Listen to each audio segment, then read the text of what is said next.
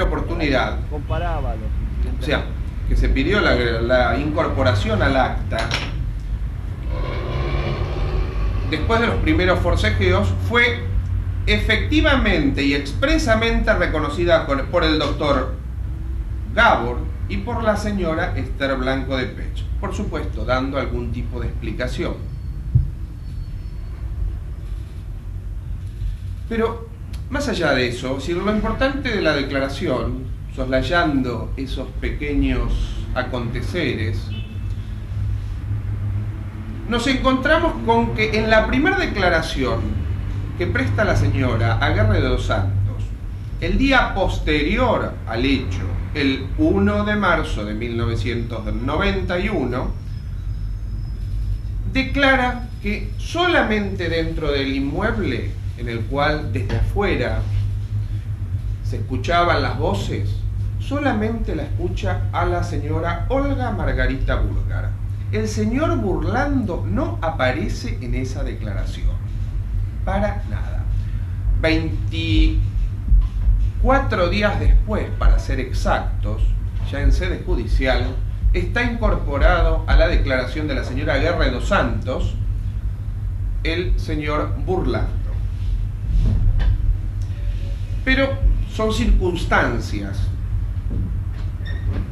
Cuando se le pregunta a la señora Aguerre dos Santos si es amiga o enemiga de las partes, y realmente no, las generales de la ley no recuerda, dice que no tiene nada contra ninguna de ambas partes. Y no nos informa en forma inmediata, en forma concreta, para que el juez, al evaluar esa prueba, pueda tener una convicción en cuanto a lo que está oyendo. No nos aclara, reitero, que en dos oportunidades realizó denuncias la señora Aguerre de dos Santos en contra del señor Burlando y la señora Burgar, patrocinada por el doctor Gabor, letrado de la parte querellante.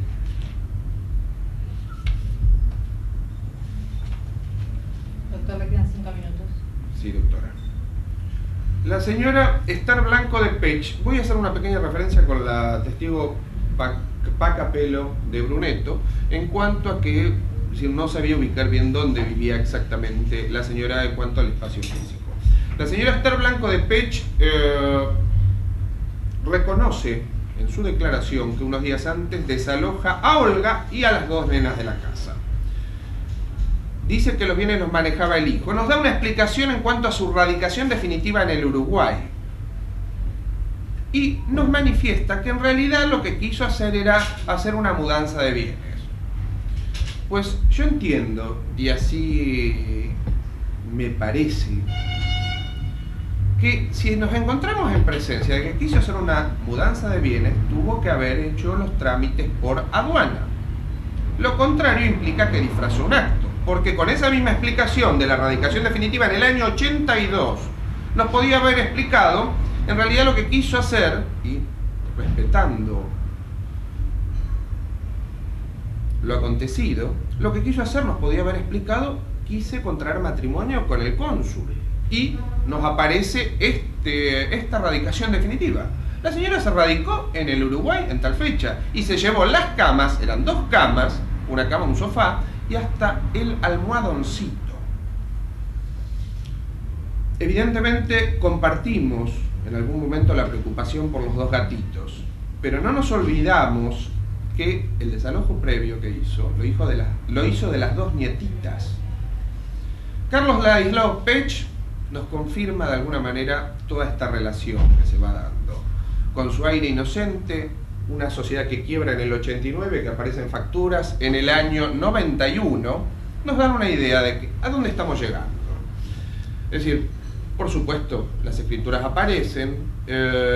Cuando le preguntamos concretamente si las amenazas que le hacía la señora Olga, las supuestas amenazas como él relató al tribunal, eran sin testigos, él nos afirma siempre las amenazas eran sin testigos. Roberto Mario Burlando, ya lo hemos visto o lo hemos escuchado en la indagatoria, Es decir, en ese momento, en ese preciso instante en que se produce la exclusión de la señora Esther Blanco de Pech, no estaba en el lugar.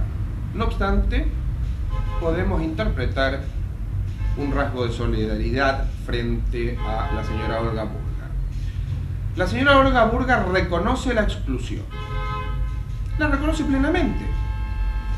Yo, y atendiendo al hecho que se nos está agotando el tiempo, pediría la atención porque creo que 5 minutos no me van a alcanzar para concluir y pediría un poco más de tiempo.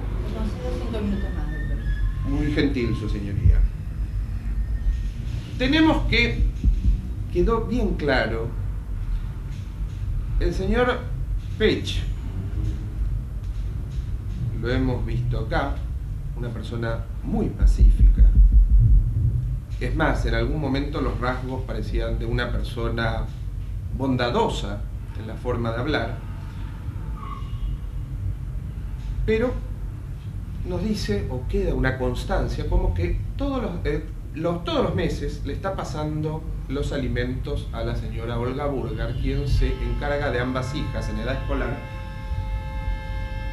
que son niñas, 230 pesos por mes, que dividido por 3 nos da un poco más de 70 y pico de pesos.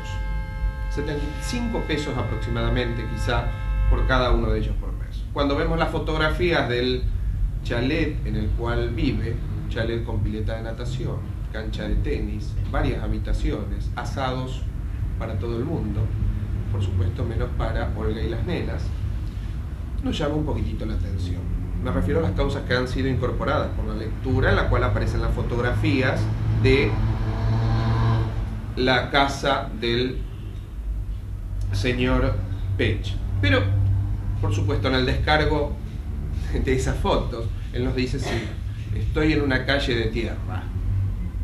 Ese es el descargo que hace de esa foto, por supuesto. Muchas extensiones de tierra por cada lado que se lo pueda mirar. Evidentemente la tenían cercada a Olga desde el año 89 en que se produce el alejamiento de Pech, que no paso a detallar en este momento, es decir, hablemos que hubo un alejamiento del hogar conyugal. La tenían cercada económicamente, 230 pesos.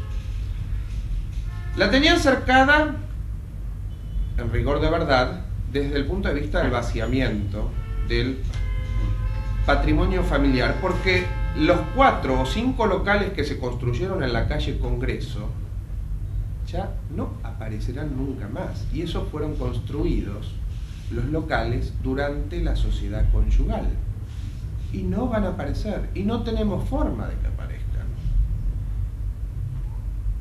Es decir, Olga se va a ir y va a volver con lo que tenía puesto, seguramente. ¿Brupec existió o no existió a posteriori del 89? Creo que lo hemos escuchado. Pero hay algo concreto, y no debemos olvidarnos. La propiedad de la calle Vilela, amplia propiedad, tenía 3 lugares habitables, al margen del resto de las propiedades. Es decir, hemos escuchado que la señora Esther Blanco de Pech usufructuó, prácticamente vació el resto de las propiedades. Se han cobrado entre ellos los bienes gananciales en cuanto a la construcción de Congreso. 5 locales desaparecieron.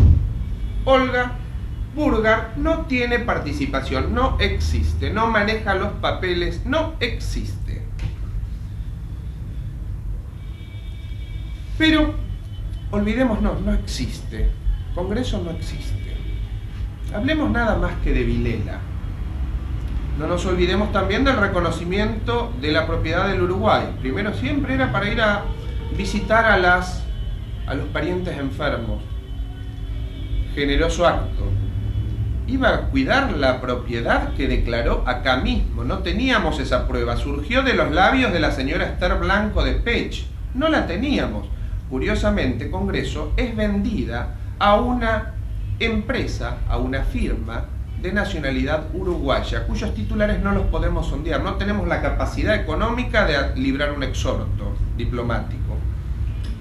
Pero, ¿dónde vivía? Vivía en el Uruguay, venía de visita a Buenos Aires. En el 82 no quería ser abuela.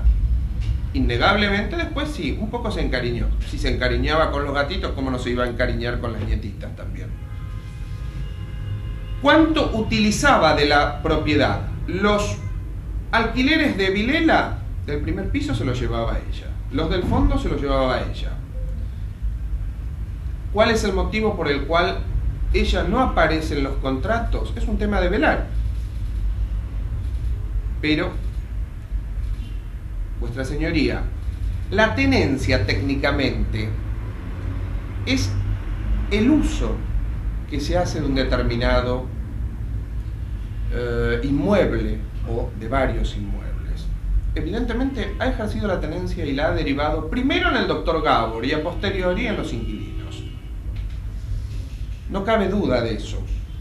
Concluya, doctor. Concretamente, querría manifestar que, es decir, formamos parte de una corporación, evidentemente, pero es una corporación de seres humanos en la cual no debemos adicionarles a las partes más problemas de los que han creado, y evidentemente con la inclusión de alguna parte se han agravado estos problemas cuando se podían haber solucionado en su oportunidad. No obstante esto, el proceso oral nos da esta alternativa, que es clarificar todos estos hechos, los hemos revivido hoy acá. Es decir, el único acto que se ha establecido hasta ahora es un acto de legítima defensa. Si la señora Olga Burgar, frente a las amenazas